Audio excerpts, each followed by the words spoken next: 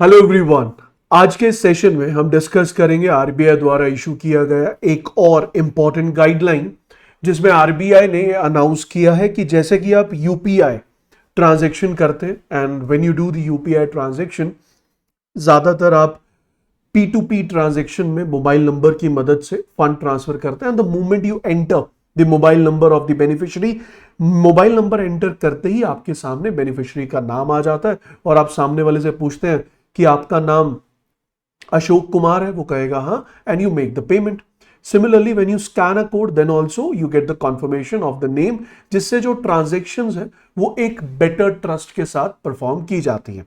अब इन्हीं चीजों को दिमाग में रखते हुए आरबीआई ने गाइडलाइन इंट्रोड्यूस की है कि अब से जब आप आरटीजीएस या एनईएफटी ट्रांजेक्शन्स करेंगे तो आरटीजीएस एनईएफटी ट्रांजेक्शन्स के केस में भी you will be in a position to identify as well as verify the name of the beneficiary in case of RTGS as well as NEFT transaction। तो कब से ये implement होगा, कैसे services, कैसी ये सर्विसेज प्रोवाइड की जाएंगी, किस चैनल के थ्रू ये सर्विसेज प्रोवाइड होंगे, उन सारी बातों के बारे में जानेंगे। लेकिन उससे पहले, अगर आप जैब कैब एग्जामिनेशन के लिए प्रिपेयर कर रहे हैं और आप चाहते हैं आने वाले एग्जामिनेशन को क्लियर करना, तो आप हमारे टेलीग्राम चैनल को जरूर ज्वाइन करें। अगर मैं हैंडल की बात करूं, it is @textbook banking professionals. आपके पास ये क्यूआर कोड है, स्कैन कीजिए और जैसे ही आप स्कैन करेंगे you will get the name and you will be able to join. तो यहां पर भी कॉन्फर्मेशन होगा। अब यहां इसी सेशन में हम समझेंगे कि एनईएफटी और आरटीजीएस के बेसिस पर या एनईएफटी और आरटीजीएस ट्रांजैक्शंस में कैसे बेनिफिशियरी नेम को आइडेंटिफाई एंड कंफर्म किया जाएगा। So let's get started guys without any further delay. और कमेंट सेक्शन में मुझे जरूर बताइएगा कि ये जो नया इनिशिएटिव मैंने आपके लिए लिया है, keeping in mind the may examination, जिसमें बहुत सारे क्वेश्चंस पूछे गए थे इस पर्टिकुलर सेगमेंट से, आरबीआई अपडेट से, उसी को दिमाग में रखते हुए I am trying my level best कि मैं आपकी मदद करूं, ताकि अगर ऐसे क्वेश्चंस नवंबर के एग्जामिनेशन में आए तो आप आंसर कर पाएं। तो मुझे जरूर बताइएगा कमेंट सेक्शन में how you are taking up all these particular sessions. So सबसे पहली चीज, रिजर्व बैंक ऑफ इंडिया ने हाल ही में लॉन्च किया है, अनाउंस किया है introduction of beneficiary bank account name lookup facility, bank account name lookup facility for RTGS as well as NEFT. और ये बताया गया था इन अ सर्कुलर, जो सर्कुलर आया था दिसंबर 2024 में। ये जो इनिशिएटिव है, ये इनिशिएटिव को तो regulatory development and regulatory policy statement October 2024 में ही बता दिया गया था और फाइनली सर्कुलर लाया गया या ड्राफ्ट लाया गया 30 दिसंबर 2024। फिर उस ड्राफ्ट को रिव्यू किया गया और उसके बाद अब ये फाइनल गाइडलाइंस प्रेजेंट की गई हैं। अगर मैं इस पूरी फैसिलिटी की बात करूं तो ये जो फैसिलिटी है, ये फैसिलिटी इंस्पायर्ड है by the name verification in UPI as well as IMPS transaction. अब इसी नेम वेरिफिकेशन फैसिलिटी को आरटीजीएस और एनईएफटी ट्रांजैक्शंस में इंप्लीमेंट करने के लिए इस इनिशिएटिव को लिया गया। ये जो फैसिलिटी है, ये अलाउ करती है रेमिटर्स, यानी कि आप और मैं जो फंड्स सेंड करेंगे to the beneficiary account, beneficiary यानी रिसीवर अकाउंट, तो उस रिसीवर अकाउंट होल्डर का जो नेम है वो हमें आइडेंटिफाई होगा, वो हमारे सामने होगा और वो नाम हम कंफर्म कर सकते हैं डिपेंडिंग अपॉन दी इंफॉर्मेशन जो आपने शेयर की है, वो है अकाउंट नंबर और उसके साथ है आईएफएस कोड। फायदा क्या होगा सर, इनकरेक्ट जो पेमेंट्स हैं वो खत्म हो जाएंगी, मिटिगेट करेगा अनऑथोराइज ट्रांजैक्शंस को और बिल्ड करेगा कस्टमर ट्रस्ट और कॉन्फिडेंस को towards these RTGS and NEFT transactions. उसी थॉट प्रोसेस के साथ इसे इंट्रोड्यूस किया गया। तो रिजर्व बैंक ऑफ इंडिया ने लॉन्च किया new beneficiary name account, beneficiaries bank account name verification feature for both RTGS and NEFT. This facility will allow the sender to verify the name of the receiver before initiating a transaction, जो कि reduce करेगा risk of error and fraud transfers. अगर हम currently बात करें तो ये service already available है यूपीआई और आईएमपीएस के लिए, लेकिन अब से इस सर्विस को अवेल कराया जाएगा किसके लिए, आरटीजीएस और एनईएफटी सर्विसेज के लिए। अब इसमें जो अगला पॉइंट है जो कि काफी इंपॉर्टेंट है वो है कि सर इंप्लीमेंटेशन। तो अगर हम इंप्लीमेंटेशन की बात करें, ऑल बैंक्स, जितने भी बैंक्स हैं जो पार्टिसिपेट करते हैं in the RTGS as well as NEFT transaction, in the RTGS as well as NEFT transaction, तो उनके ऊपर एक कंडीशन दी गई है. वो कंडीशन क्या कि sir these banks they will be implementing these transaction name beneficiary from 1st of April 2025. So all the banks which all are the part of RTGS and NEFT system must implement this feature by 1st April 2025. और ये accessible होगा through internet banking. Means आप internet banking के जरिए जब transaction करेंगे तो आप नाम को आइडेंटिफाई कर पाएंगे, और उसके साथ साथ जो ब्रांच बेस्ड ट्रांजैक्शन होगी उस ब्रांच बेस्ड ट्रांजैक्शन में भी आप फॉर श्योर क्या कर पाएंगे, आप फॉर श्योर ट्रांजैक्शन को करते समय आरटीजीएस और एनईएफटी के केस में बेनिफिशियरी के नेम को वेरीफाई क्रॉस चेक कर पाएंगे. NPCI has been given the task with the developing the infrastructure to support this system. तो इस सिस्टम को सपोर्ट करने के लिए जो इंफ्रास्ट्रक्चर है उसे बनाने का टास्क किसे दिया गया सर, उसे बनाने का टास्क दिया गया एनपीसीआई को. तो based on the account number as well as IFS code of the beneficiary which is entered by the sender, ये जो फैसिलिटी है ये फेच करेगी बेनिफिशियरी के अकाउंट नेम को. कहां से? बैंक के कोर बैंकिंग सॉल्यूशन से. ये जो फैसिलिटी है it shall be made available to the senders through the internet banking as well as mobile banking. और ये जो फैसिलिटी है that should be available even if you are visiting the bank branch. ठीक है जी. अब यहां पर कुछ गाइडलाइंस हैं जो आपके लिए काफी ज्यादा इंपॉर्टेंट है, जो आपको समझनी होंगी. So in order to ensure uniform experience for customers the bank shall follow certain instructions which are given below. सबसे पहली इंस्ट्रक्शन या गाइडलाइन की अगर मैं बात करूं तो वो है फंक्शनैलिटी. फंक्शनैलिटी का मतलब यहां पर होगा the facility should support beneficiary registration during the fund transfer.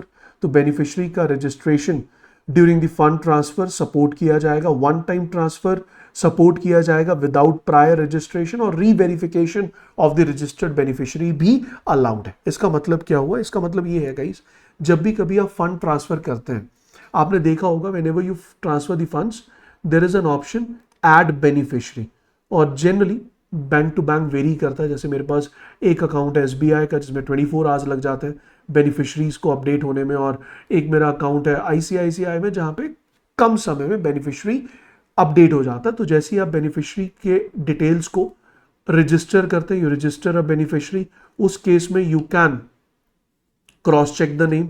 अगर आप विदाउट रजिस्ट्रेशन ट्रांसफर करना चाहते हैं then also you will be able to confirm the name और क्रॉस चेक द नेम. और अगर आपने ऑलरेडी रजिस्टर कर रखा है तो ऑलरेडी रजिस्टर्ड बेनिफिशियरी के लिए भी you can reconfirm, you can reverify the name. तो ये जो नेम वेरिफिकेशन है इसकी इंफॉर्मेशन कहां से आएगी सर? इसकी इंफॉर्मेशन जो कि मैंने आपको पहले बताया, इसकी इंफॉर्मेशन को रिट्रीव किया जाएगा with the help of account number and IFS code from the core banking solution that is the CBS. अगर नाम रिट्रीव नहीं होगा तो जो सेंडर है वो चूज कर सकता है कि क्या वो फंड्स को ट्रांसफर करना चाहता है या नहीं. Otherwise if it is on the I would say discretion of the remitter with appropriate alert message displayed कि भैया नाम वेरीफाई नहीं हुआ, आप अगर चाहें तो ट्रांसफर करें, अगर आप नहीं चाहते तो ट्रांसफर को रोक सकते हैं. अगर सिस्टम में कोई एरर है, मतलब कि अगर सिस्टम ने नोटिफाई किया कि remitter when it's unable to verify the beneficiary's name, तो वो बता देगा कि अभी एरर है, आप दोबारा ट्राई करेंगे तब जाकर हम आपके नाम को क्या कर पाएंगे, वेरीफाई कर पाएंगे. तो प्रोविजंस है कि आप इंटरनेट बैंकिंग के जरिए और ब्रांच विजिट के जरिए चाहे तो आप वन टाइम ट्रांसफर कर रहे हैं, रजिस्टर कर रहे हैं बेनिफिशियरी को, या फिर ऑलरेडी रजिस्टर्ड बेनिफिशियरी को री-वेरीफाई करना चाहे तो ये सर्विस अवेलेबल है. Beneficiary account name provided by the beneficiary bank shall be displayed to the sender. तो जो भी बैंक के सीबीएस है, थोड़ा सा एक्सप्लेन कर देता हूं. मान लो मेरा अकाउंट एसबीआई में है, आपका अकाउंट आईसीआईसीआई में, और मैं आपके अकाउंट में फंड ट्रांसफर करना चाहता हूं और आपका नाम है अशोक कुमार. ठीक है, तो आपने मुझे अकाउंट नंबर दिया, जैसे मैंने इंटरनेट सर्विसेज को ओपन किया, मैंने आपका अकाउंट नंबर डाला, अकाउंट नंबर डालने के बाद मैंने वेरिफिकेशन के लिए रिक्वेस्ट रेज की.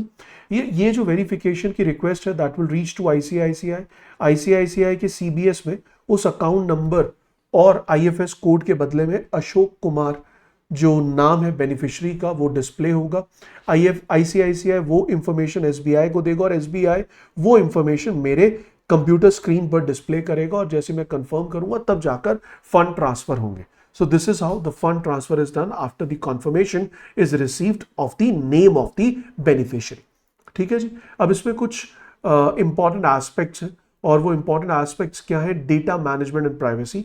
सो बैंक्स जो है they must maintain a detailed logs of detailed logs of lookup queries, responses and related activities.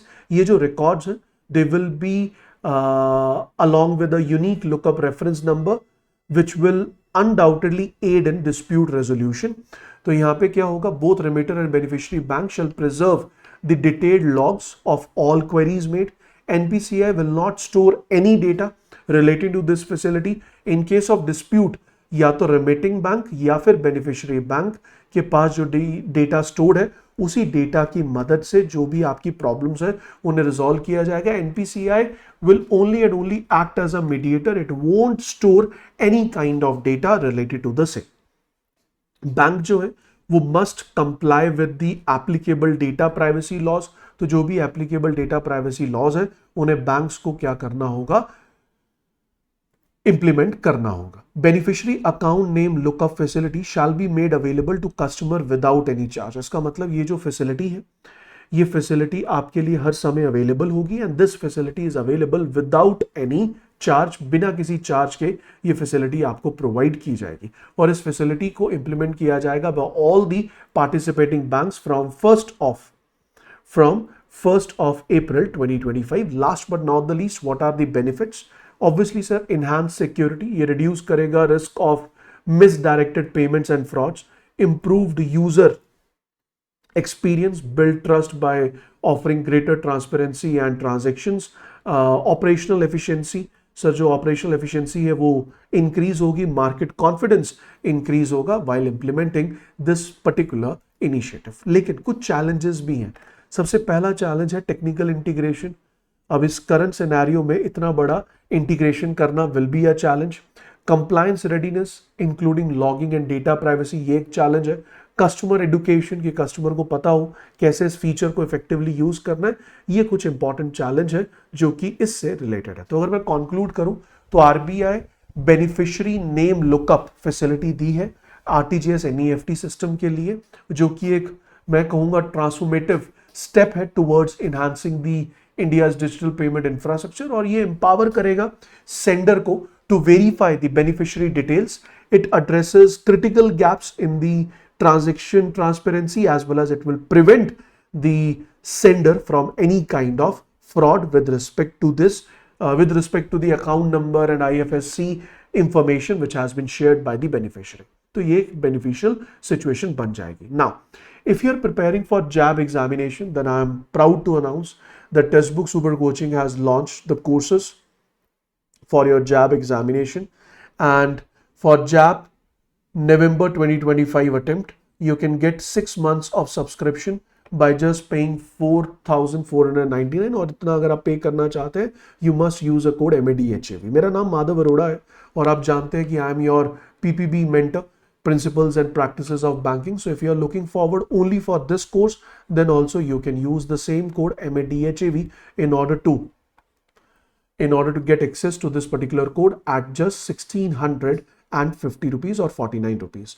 Still, if you have any query, any question, you can reach out to us on our Telegram channel. This is the Telegram channel. Join this channel. If you have any doubt, you can reach out to each and every teacher. All the teachers are available in the given channel. So thank you so much for joining, guys. We'll catch you in the next session. Bye-bye. Take care. Good luck. God bless you.